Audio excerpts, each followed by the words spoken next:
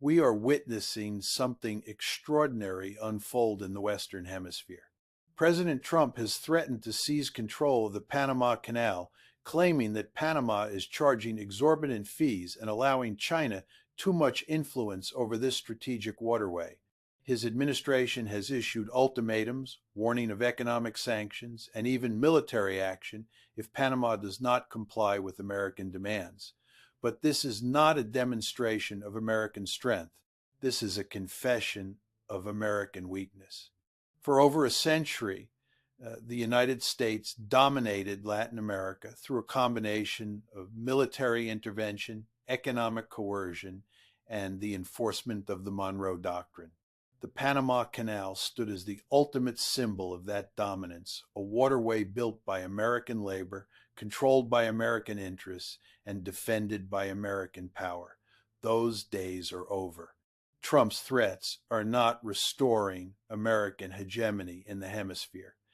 They are exposing how completely Washington has lost it.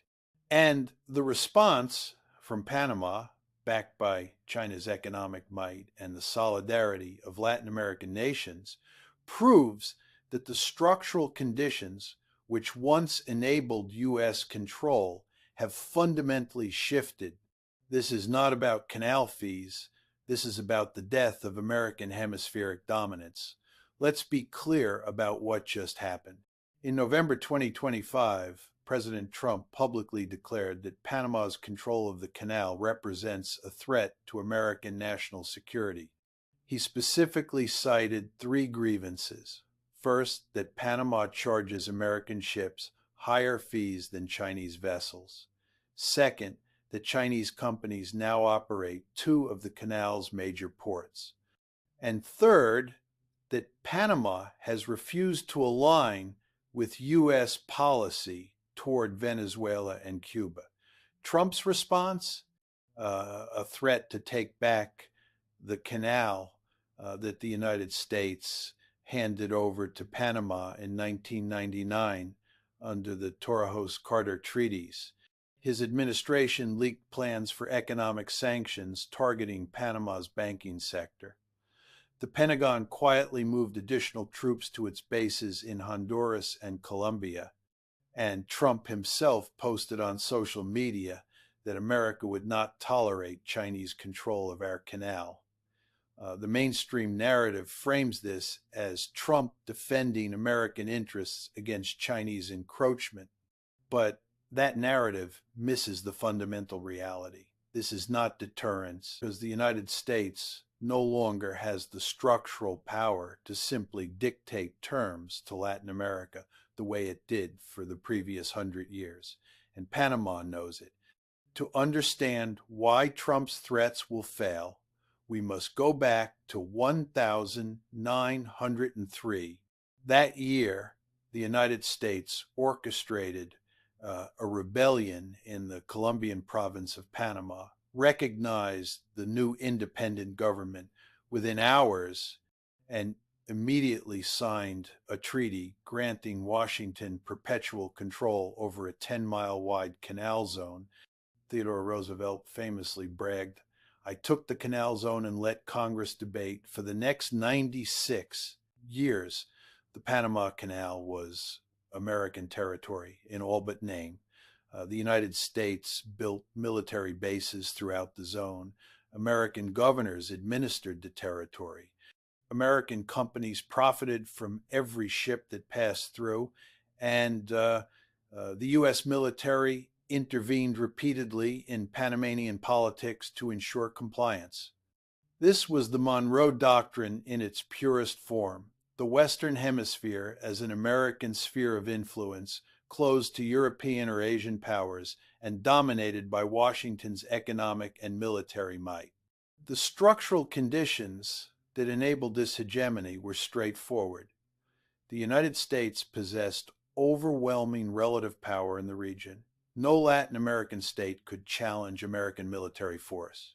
No external great power could project power into the hemisphere, and U.S. Economic leverage, access to American markets, control of international financial institutions dominance of the dollar made resistance economically suicidal, Panama had no choice but to accept American terms. Even when the Torrijos-Carter treaties finally transferred the canal to Panama in 1999, it was under conditions carefully designed to preserve American strategic control. The United States retained the right to defend the canal's neutrality.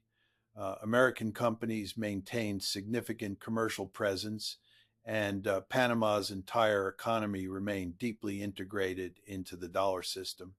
But here's what Washington failed to understand. Those structural conditions were already eroding. Three fundamental changes have undermined U.S. dominance in Latin America. First, the rise of China as a global economic power.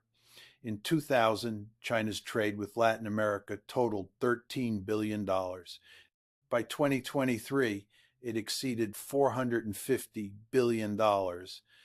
China is now the largest trading partner for Brazil, Chile, Peru, and Uruguay. It is the second largest trading partner for nearly every other country in the region, including Panama. This is not just about trade volume. This is about structural leverage. When the United States threatens sanctions, Latin American countries can now turn to China for market access, investment capital, and infrastructure financing. The Belt and Road Initiative has poured over $140 billion into Latin American projects. Chinese companies operate ports, railways, energy facilities, and telecommunications networks throughout the hemisphere. The Panama Canal itself is the perfect example. Two Chinese companies, China Land Bridge and Hutchison Ports, operate the canal's Atlantic and Pacific port facilities. When Trump threatens to seize the canal, he's threatening Chinese investments worth billions of dollars. And Beijing has made clear it will defend those interests. Second, the fragmentation of Latin American political alignment. During the Cold War, the United States could rely on right-wing military dictatorships to enforce American preferences. Those regimes are gone. Today, Latin America is governed by a mix of leftist, centrist, and right-wing governments, but crucially, none of them accept automatic subordination to Washington. Brazil, under Lula, has joined BRICS and openly challenged U.S. policy. Mexico, under AMLO, defied Trump's border demands. Colombia elected Gustavo Petro, a former guerrilla. Even right-leaning governments, like Argentina's Milei, refused to break ties with China. This is not ideology. This is structural balancing behavior. No Latin American government can afford to alienate China, which provides 30% of the region's infrastructure investment, and none fear U.S. military intervention the way they did during the Cold War. Third, the overextension of American power. The United States is simultaneously trying to contain Russia in Europe, counter China in Asia, manage wars in the Middle East, and maintain dominance in Latin America. The Pentagon is stretched thin.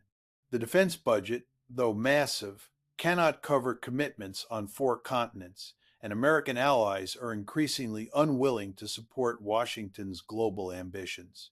Professor John Mearsheimer warned for decades that this overextension was inevitable. A unipolar power, he argued, always triggers balancing behavior. Other states form coalitions, develop asymmetric capabilities, and exploit the hegemon's strategic dilemmas. We are now watching that prediction come true in America's own hemisphere. Panama's response to Trump's threats has been swift and strategically calculated. President Jose Raul Mulino publicly rejected any renegotiation of the canal treaties. He stated that Panama's sovereignty is non-negotiable and that the canal operates according to international law, not American diktat. More importantly, Panama immediately coordinated with China. Chinese Foreign Minister Wang Yi visited Panama City within days of Trump's threats. China pledged additional investment in Panama's infrastructure and offered to expand port operations. Beijing also quietly signaled that any U.S.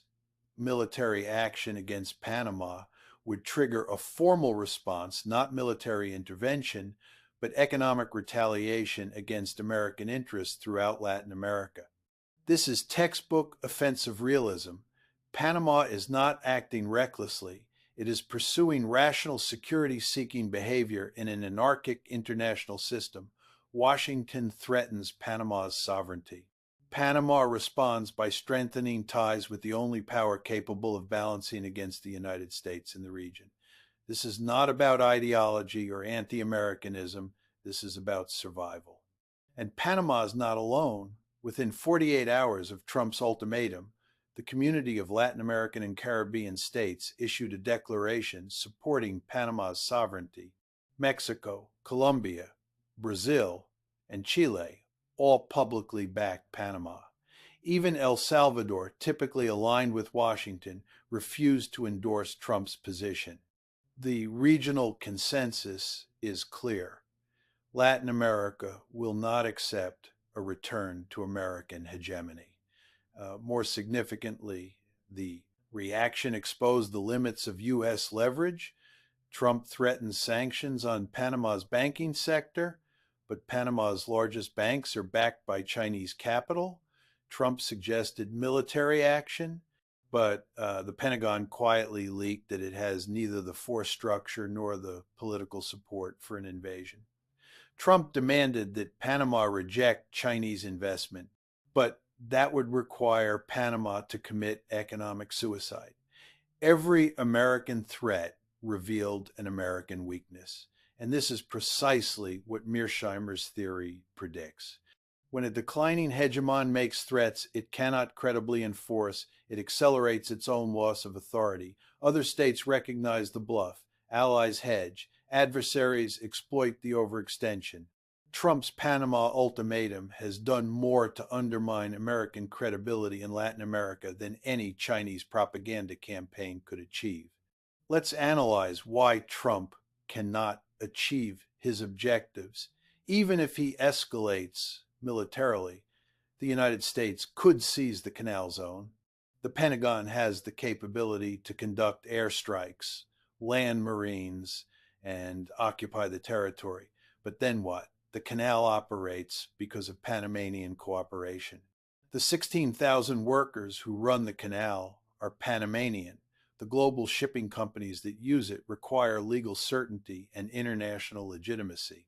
An American military occupation would immediately face sabotage, labor strikes, and international condemnation. China would not need to send troops.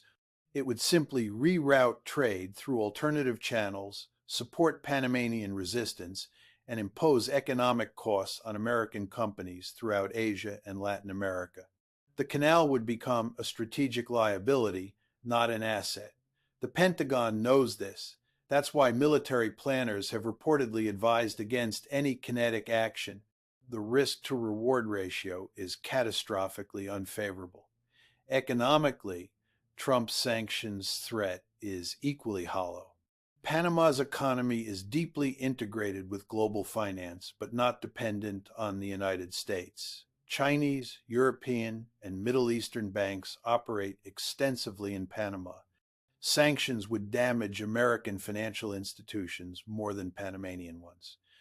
And it would accelerate de-dollarization as Latin American countries seek alternatives to the U.S.-controlled financial system. Brazil and Argentina are already conducting bilateral trade in local currencies. BRICS is developing alternative payment systems. Trump's threat of financial warfare would push fence-sitting nations into China's economic orbit. Diplomatically, the United States has zero support. Not one Latin American government has endorsed Trump's position. Not one European ally has offered backing. Even Israel, typically aligned with Washington, remains silent. This is not 1903, when European powers tacitly accepted American hemispheric dominance. Today, the international system is multipolar. No great power accepts another sphere of influence. Trump's threats have isolated the United States, not Panama. And structurally, this is the most important point. The distribution of power has shifted. In 1903, the United States represented 24% of global GDP. Today, it's 15% and declining. China's economy, measured by purchasing power parity, is now larger than America's. Chinese infrastructure investment in Latin America exceeds U.S. investment. And critically, China offers what the United States no longer can: massive capital for development without political conditions. Trump cannot reverse this structural shift through threats. He cannot sanction China out of Latin America. He cannot militarily occupy every country that trades with Beijing. And he cannot force Latin American nations to choose American hegemony over Chinese partnership. The structural conditions for U.S. dominance no longer exist. What happens next? Three scenarios are possible, but only one is probable. Scenario 1. Trump backs down quietly. His administration stops making public threats, shifts to private diplomacy, and accepts that the canal will remain under Panamanian control with significant Chinese involvement. This is the most likely outcome. The Pentagon will not support military action. The Treasury will advise against sanctions that hurt American banks, and Trump will move on to the next controversy. The danger here is that the damage is already done. Trump's threats revealed American weakness. Latin American governments now know that Washington can be defied without consequence, and China has been invited to deepen its regional presence. Scenario 2. Trump orders limited military action, perhaps airstrikes on Chinese-operated port facilities or a naval blockade of the canal. This would be catastrophic. It would unite Latin America against the United States. It would trigger Chinese economic retaliation, and it would accomplish nothing strategic. The canal would remain Panamanian. Chinese influence would expand, and American credibility would be destroyed. Scenario 3.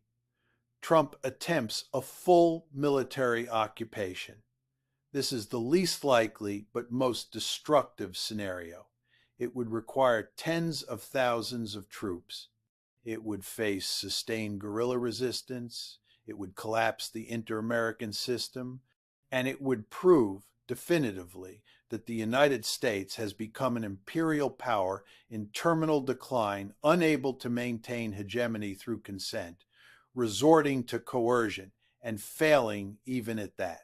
The most probable outcome is the first. Trump will bluster, face quiet resistance from his own national security establishment, and ultimately do nothing. But the strategic reality will not change. The Monroe Doctrine is dead. The United States cannot exclude China from Latin America. Panama will not surrender sovereignty. And every threat Washington makes without following through further erodes American authority. This is not a temporary setback. This is structural decline. Professor Mearsheimer has long argued that great powers are hardwired to pursue regional hegemony. The United States dominated the Western Hemisphere for a century, but hegemony requires overwhelming relative power. When that power erodes, when rivals emerge, when economic leverage shifts, when military overextension creates vulnerabilities, the hegemon loses control. No amount of bluster can change that. The Panama Canal crisis is not about shipping fees. It is not about Chinese port operations. It is not even about Trump's political calculations. It is about the end of American hemispheric dominance. For over 100 years, the United States treated Latin America as its backyard. The Panama Canal was the symbol of that dominance, a waterway carved through another nation's territory, operated for American profit, and defended by American military might. Trump's threat to seize the canal was meant to restore that dominance. Instead, it exposed how completely Washington has lost it. Panama defied the ultimatum. China backed Panama, Latin America united behind sovereignty. And the Pentagon quietly acknowledged that military action was unfeasible. This is not because Trump chose the wrong tactics. This is because the structural conditions for U.S. hegemony no longer exist. The distribution of power has shifted. China's economic might cannot be sanctioned away. Latin American governments will not accept resubordination. An American military force overstretched across 4 continents cannot enforce compliance. Professor Mearsheimer warned for decades that American overreach would trigger balancing behavior, that states pursuing security in an anarchic system would resist any hegemon's attempt at domination, and that the unipolar moment, that brief period after the Cold War when the United States stood unchallenged, was historically aberrant and unsustainable. The Panama Canal crisis proves he was right. The question now is not whether the United States will accept a multipolar Western Hemisphere. The question is how much damage Washington will inflict on itself and on the region before it does. Trump's ultimatum to Panama was not an act of strength. It was an act of desperation. And desperation in international politics is the clearest signal of decline.